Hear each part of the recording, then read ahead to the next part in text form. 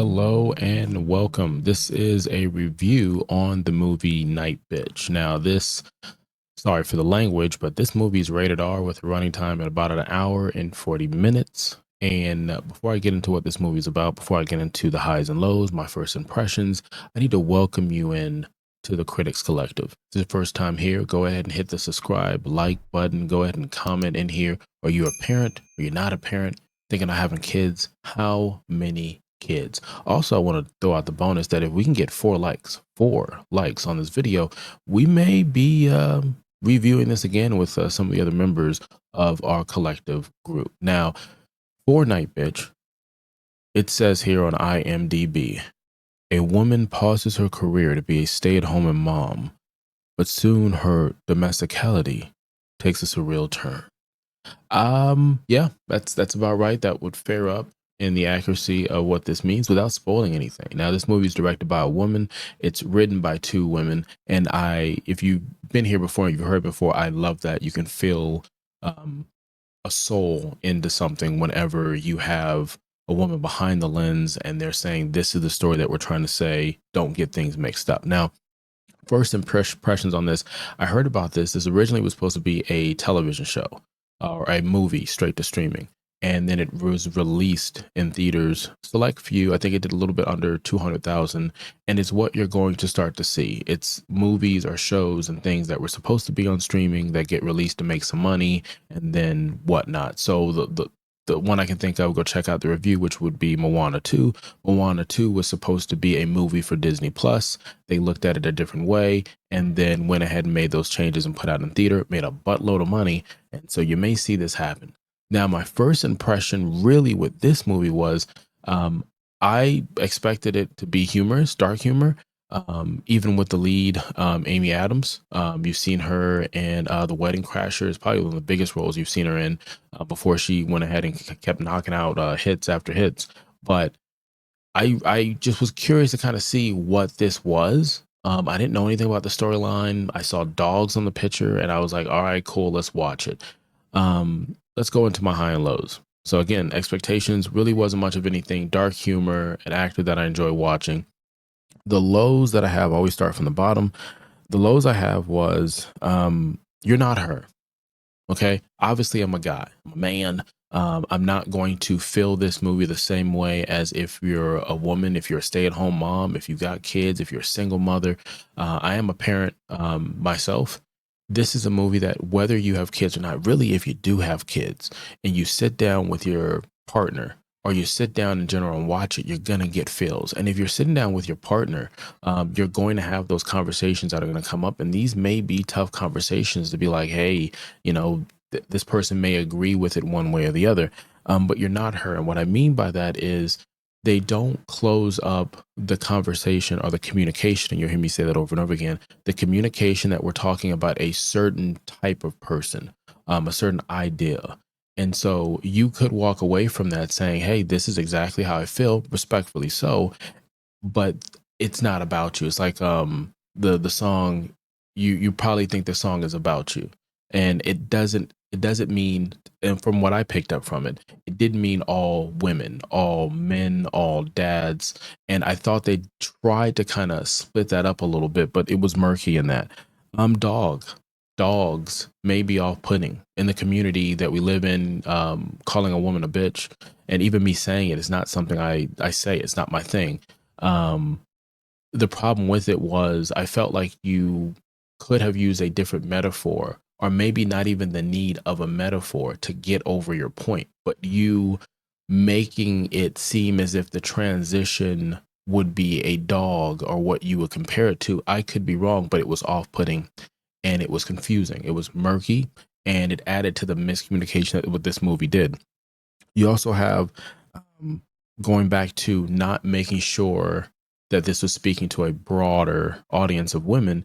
You had a cast of, I enjoyed the cast and Amy did a great job on here, but as much as they would try to tell you, here's a single mom, here's a mom who's running a business, here's a mom who's doing this, here's a new mom, here's a mom who's had multiple kids, and they would show that perspective while you get to listen to Amy's main character and what she's going through, and they would give it to you to let you know they were different, but they didn't give enough where they would almost kind of bring you back into this is the collective thought.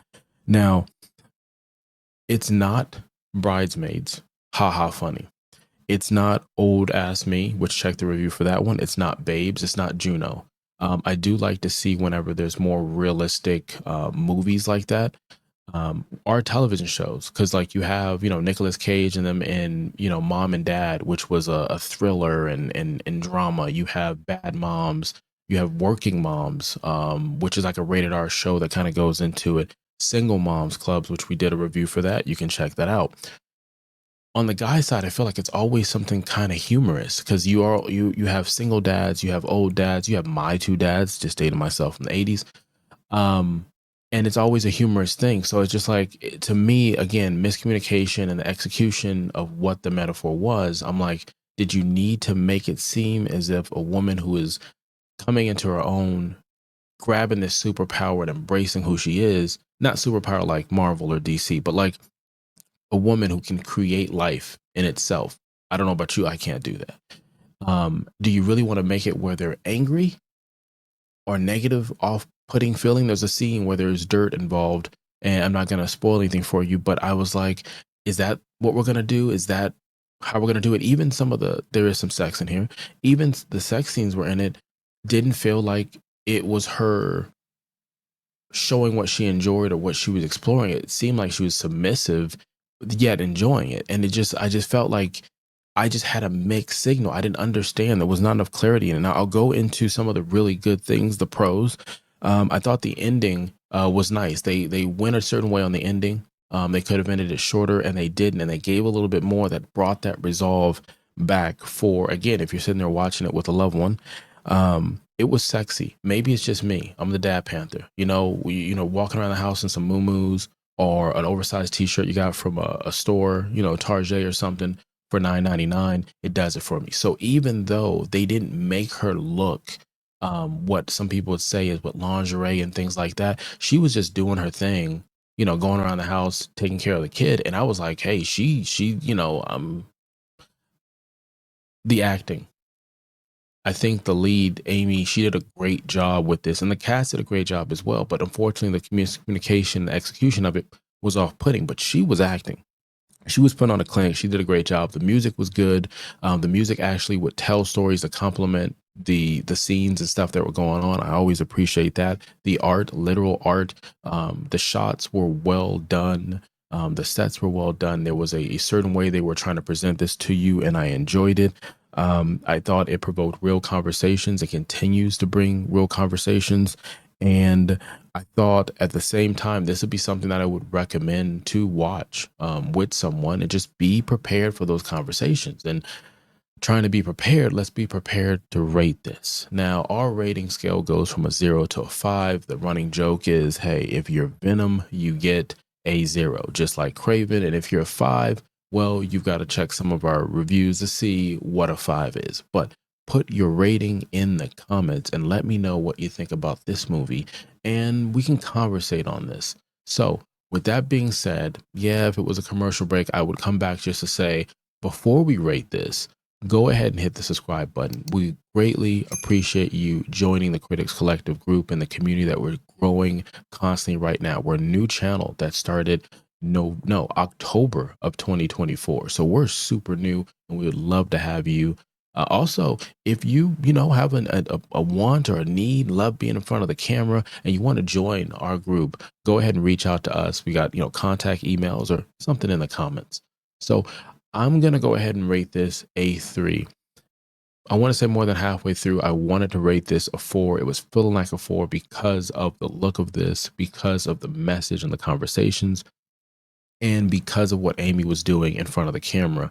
There was moments where I wanted to punch the dad in the face, because that's just not my thing. And it might be, you may be a guy sitting on the couch saying, I agreed everything what the dad was doing, and you may be the problem. No, I'm just joking. Or I'm not. The fact that it is a perfect situation to have a conversation of, and the conversation was murky and it was messy. It wasn't as impactful, and that took away from it. It I felt like it was very demeaning at times, not cringe, but not getting over the point visually that they were trying to let the audience know. And for something that really, really is big on communication and being able to talk as parents or a single parent or dual incomes and so many different scenarios that were kind of putting out there for you to kind of relate to, not communicating as parents and not showing that was it just so it's unfortunate for it to really be hindering from the beginning of the movie to the end of the movie that the lack of communication, the lack of guidance was presented probably unintentionally to us, the audience. So that's the rating. Now I'm the Dad Panther, writer, streamer, content creator, master of none, and thank you for joining. Until next time, have a wonderful, wonderful day.